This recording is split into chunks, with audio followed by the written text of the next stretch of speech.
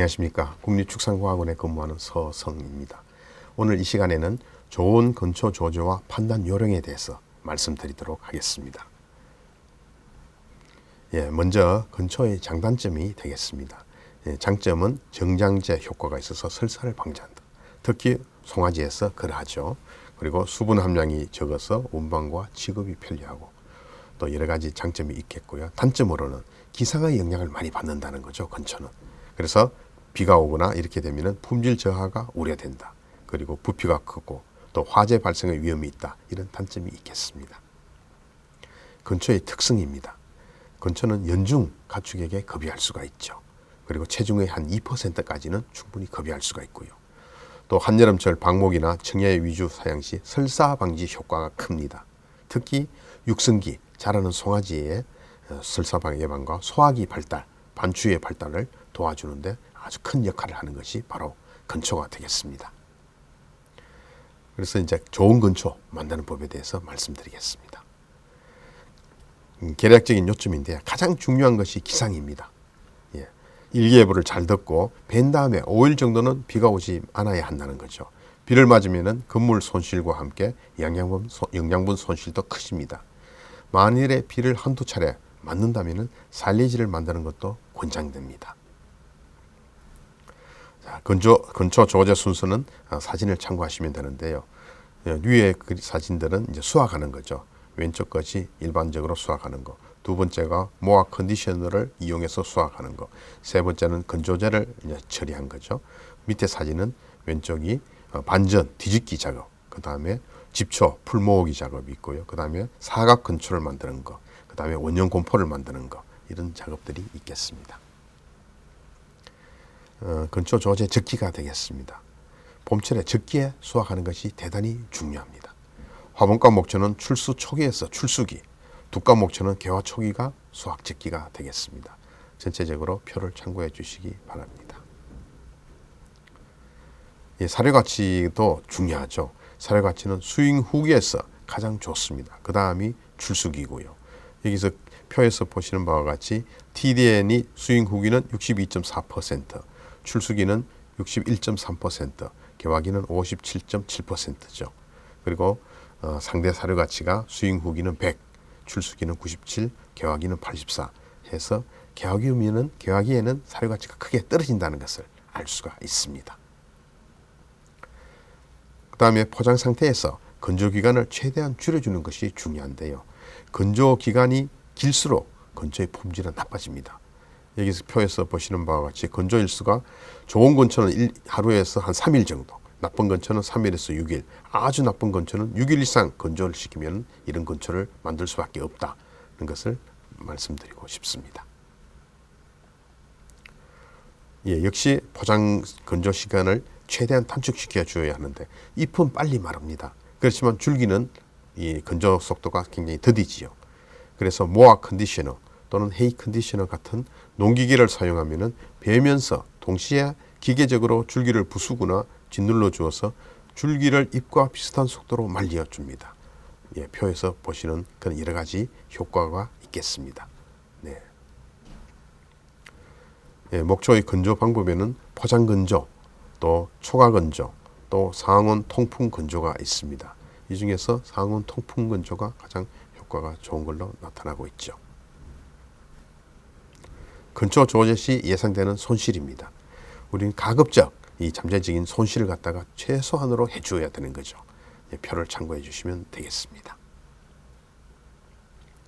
다음은 좋은 건초를 판단하는 품질 평가 기준에 대해서 말씀드리겠습니다. 외관에 의한 평가는 잎, 또 녹색도, 냄새, 또 줄기, 곰팡이나 이물질의 혼입 여부, 또 수분 함량 정도 이런 것들이 이제 건초의 품질의 평가에 영향을 미칩니다. 다음은 외관 평가 기준표를 살펴보겠습니다. 먼저 수확 시기가 중요하죠. 화분과 목초는 출수 전이 1등급이고요. 그 다음에 출수 초기가 2등급, 출수기가 3등급, 개화기 이후는 4등급의 랭크가 되겠습니다. 그래서 그 점수 차이가 매우 크죠. 또 두각목초도 마찬가지입니다. 표를 참고하시면 되고요. 두 번째로는 잎이 많아야 됩니다. 잎에 영양가가 높기 때문에 그렇습니다. 세 번째는 녹색도도 좋아야 합니다. 근초의 색깔이 자인 녹색을 띠면 1등급이고 또 냄새를 맡아보면 상큼한 풀냄새가 나야지 1등급 목초가 되겠습니다. 퀴퀴한 냄새가 나거나 약간 썩는 냄새 등은 품질에 좋지가 않지요. 그리고 다섯 번째는 근초를 만져보았을 때 줄기가 부드러운 것이 좋겠습니다. 또 곰팡이나 이물질 함량은 없는 것이 좋죠. 그런 것들은 감점이 되죠.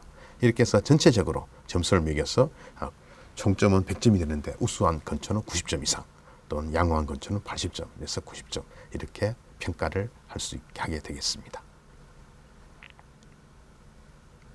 다음은 분석에 의한 화학적 평가에 의한 품질 평가입니다. 정확한 근초의 품질을 알기 위해서 실험실에서 화학성분 분석을 하죠. 품질 등급 기준은 미국 초지조사력협회의 자료를 소개합니다. 조단백질, NDF, ADF 함량을 분석을 한 다음에 또 가수와 금물, 또 금물 섭취량 등을 계산을 해서 상대 사료 가치인 RFV를 구합니다. RFV가 151이 넘으면 특등급 목초가 되겠죠. 이것은 주로 두각 목초에서 해당이 되고요. 화분과 목초에서는 어렵습니다. 그리고 RFV가 151에서 125는 1등급 목초가 되겠고요. 124에서 103은 2등급, 102에서 87은 3등급, 86에서 75는 4등급, 그리고 75 이하이면 5등급의 분류가 되겠습니다. 전체적으로 표를 참고해 주시면 되겠습니다. 영어로 표기된 용어를 제가 나름대로 정리해 보았습니다. 참고해 주시면 되겠습니다. 여기서 우리나라는 사료 가치가 낮은 볏짚이나 야초 등을 조사료로 많이 이용을 하고 있죠. 그래서 미국에서는 RFV 75 이하인 5등급 품질을 우리나라는 2단계로 다시 세분을 합니다. 그래서 RFV 75에서 60은 5등급, RFV가 60 미만은 6등급, 6등급은 부적합 등의 품질이 되겠죠. 해서 평가 기준을 세분화해서 분류를 하고 있습니다.